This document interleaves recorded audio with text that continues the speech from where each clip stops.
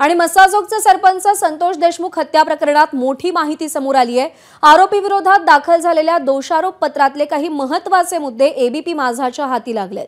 वाल्मिक कराडच्या अडचणी वाढणारी ही माहिती धक्कादायक आहे। कराडने हत्या प्रकरणानंतर आपल्या 3 आयफोन मधला डेटा डिलीट केला। हा डिलीट झालेला डेटा एसआयटीने रिकव्हर केला। आवादा कंपनीकडे खंडणी मागतानाचे काही व्हिडिओ कंपनीच्या अधिकाऱ्यांनी चित्रित केले होते।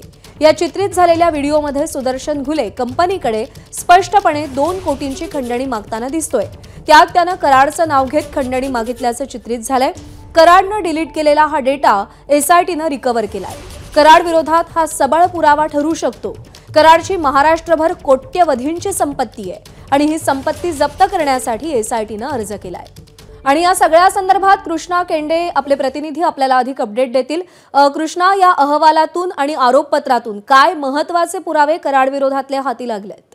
3 महत्त्वाचे या ठिकाणी गोष्टी दोषारोप पत्रातील आज आपण महाराष्ट्रातल्या एबीपी माझाच्या प्रेक्षकांना सांगणार आहोत। त्यातले महत्त्वाचा भाग म्हणजे कराड यांनी आपल्याकडे 3 आयफोन आहेत, म्हणजे कराड वापरत असलेले 3 आयफोन आहेत, त्यातला डाटा कराडने डिलीट केलेला होता, ज्यामध्ये आयफोन 15 प्रो, आयफोन 13 प्रो आणि आणखी अन्य एक असा आयफोन 13 प्रो असे 3 आयफोन होते, ज्यामधला डाटा कराडने हे सगळी घटना घडल्यानंतर डिलीट केला आहे।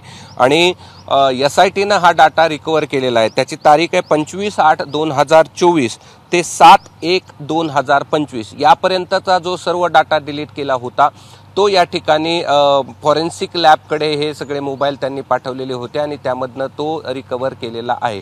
दुसरी महत्त्वाची गोष्ट की महाराष्ट्रात आपण कराड आणि कराडच्या पत्नी यांच्या नावावरती असंख्य संपत्ती असल्याचं आपण पाहिलं होतं। मात्र कराडकडे ज्या महागड्या गाड्या आहेत, ज्या 8 महागड्या गाड्या आहेत, त्या देखील एसआयटीने जप्त करण्यासाठीचा एक अर्ज न्यायालयामध्ये केलेला होता। त्या कुठल्या महागड्या गाड्या आहेत हे देखील आपण या ठिकाणी सांगूया, ज्यामध्ये मर्सिडीज बेंज आहे, BMW आहे, टोयोटा इनोवा आहे, जगवार गाडी आहे, शिवाय फोर्ड एक गाडी आहे, फोर्ड इंडेवर नावाची, आणि अशा अन्य काही मिळून अशा 8 गाड्या या ठिकाणी आहेत, ज्या जप्त करण्यासाठीचा एक अर्ज एसआयटीने न्यायालयाकडे केलेला आहे। आणि दुसऱ्यात सर्वात महत्त्वाचा बाब जर आपण सांगायची झाली तर ज्यावेळी कराड यांचे जे वकील होते, जे केज न्यायालयामध्ये आले होते आणि त्यांना सुटका करा अशा प्रकारची मागणी करत होते, आणि त्यामध्ये महत्त्वाचं जे गोष्ट सांगत होते की या सर्वांनी कोणीही कराड यांनी खंडणी मागितली नाही अशा प्रकारचा दावा वकिलांनी केला होता।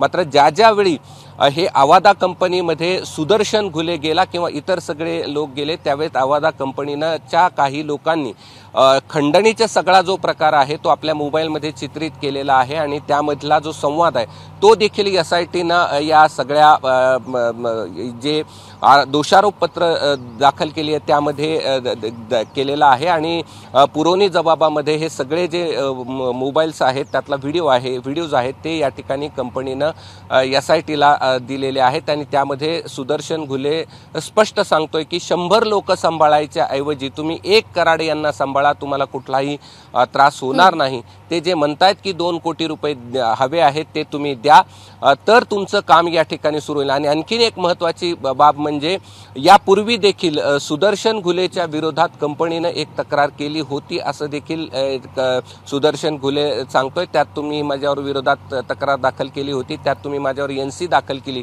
हे देखील कराडला समजलंय। ते संतप्त झालेले आहेत। तुम्ही लवकरात लवकर मागणी त्यांची पूर्ण करा, अन्यथा तुमची कामं बंद केली जातील असं देखील ह्या व्हिडिओमध्ये सर्व चित्रित झालंय। आणि त्याचा डाटा, त्याचा जो संवाद आहे तो देखील एसआयटीनं आपल्या या सगळ्या दोषारोप पत्रामध्ये दाखल केलेला आहे। त्यामुळे या 3 महत्त्वाच्या गोष्टी ज्या दोषारोप पत्रामध्ये आहेत त्यामुळे कराडची अडचण या ठिकाणी वाढण्याची निश्चित शक्यता आहे। आणि ही जी माहिती आहे ती एबीपी माझा महाराष्ट्राच्या प्रेक्षकांसमोर सर्वात आधी आणत आहे। प्रज्ञा। निश्चित कृष्णा, धन्यवाद दिलेल्या सगळ्या सविस्तर अपडेटसाठी। एबीपी माझा, उघडा डोळे बघा नीट।